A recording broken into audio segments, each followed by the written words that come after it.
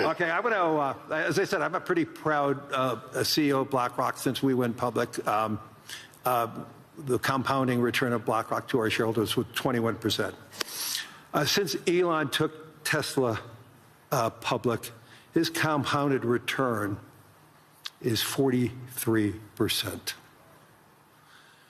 This is just another advertisement for everybody, especially for Europeans. This is why more citizens should be investing with growth, investing with their countries. Imagine if a lot of pension funds invested with Elon when Tesla went public, and how much return would all the pension funds that invested side by side with Elon and the growth. So a spectacular return. There's very few companies. Well, I don't think there's any other company as large as Tesla today that has that compounded return. So congratulations. Thank you. It's a good measurement. Well, we have an incredible team at Tesla, and that's the reason. So I want to get into the dirt, the meaningful component about technology, the possibilities. I want to talk about AI and robotics, energy, space, and the progress ultimately coming down to engineering discipline, scale, execution.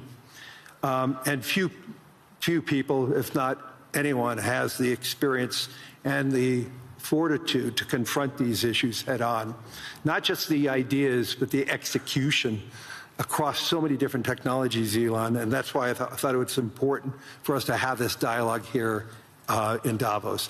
So you're presently building on AI, on robotics, on space, on energy, all at the same time. When you look across those efforts, what do they have in common from an engineering standpoint?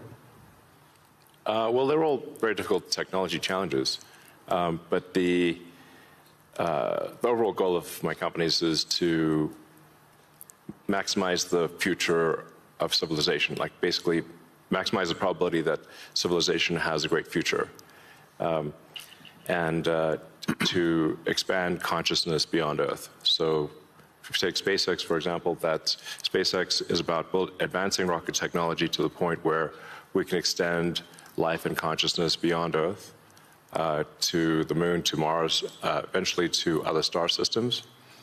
And I think we should always view consciousness, life as we know it, as precarious and delicate, because to the best of our knowledge, we don't know of life anywhere else. You know, I'm often asked, are there aliens among us? And I'll say that I am one, but... Or you're from the future. They don't believe me. Okay. But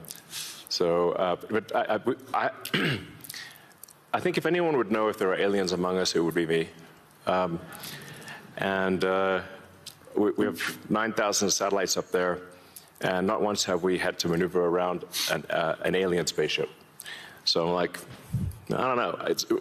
Bottom line is, I think we need to assume that life and consciousness is extremely rare, and it might only be us.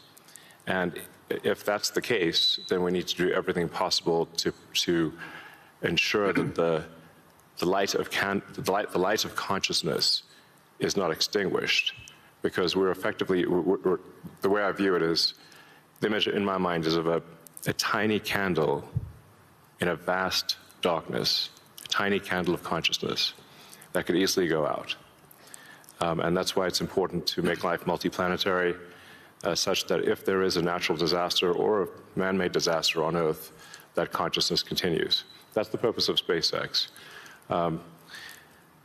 Tesla is obviously about sustainable technology, and also at this point we've sort of added to our mission sustainable abundance. So with robotics and AI, this is really the path to abundance for all. If you say, people often talk about solving global poverty, or essentially how do we give everyone a very high standard of living. I think the only way to do this is AI and robotics, which doesn't mean that it is without its issues. I mean, we need to be very careful with AI. We need to be very careful with robotics. we don't want to find ourselves in a James Cameron movie. Terminator. he's great movies. Love his movies, but we don't want to be in Terminator, obviously. But if you have ubiquitous AI that is essentially free or close to it, and ubiquitous robotics, then you will have an explosion in the global economy, an expansion in the global economy that is truly beyond all precedent. Elon, can that expansion be broad? Yes. Or is it narrow? And how can that be created? How can it broaden the global economy? Yeah, I mean, a way to think of it is that if you have a large number of humanoid robots, the economic output is the average productivity per robot times the number of robots. Right. And actually, my prediction is in the benign scenario of the future that the robots will actually make so many robots and AI that they will actually saturate all human needs. Meaning you won't be able to even think of something to ask the robot for at a certain point. Like there will be such an abundance of goods and services because my prediction is there'll be more robots than people. So, but how do you then have human purpose in that scenario? Yeah, I mean, nothing's perfect,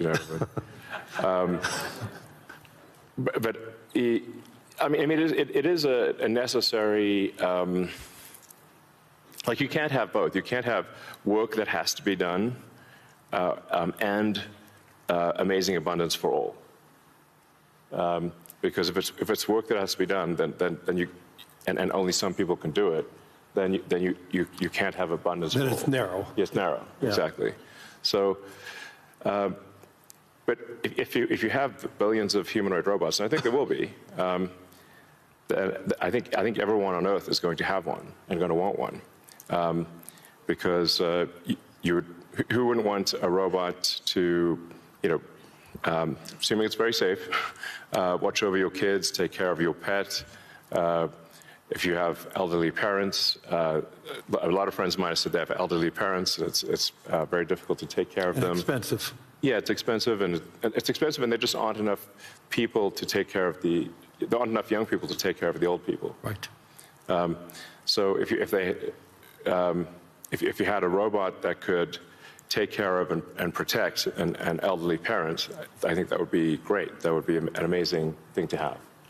I think we will have those things. So, overall, I'm very optimistic about the future. I think we're headed for a future of amazing abundance, which is very cool. And definitely, we are in the most interesting time in history. I think there's a more interesting time in history.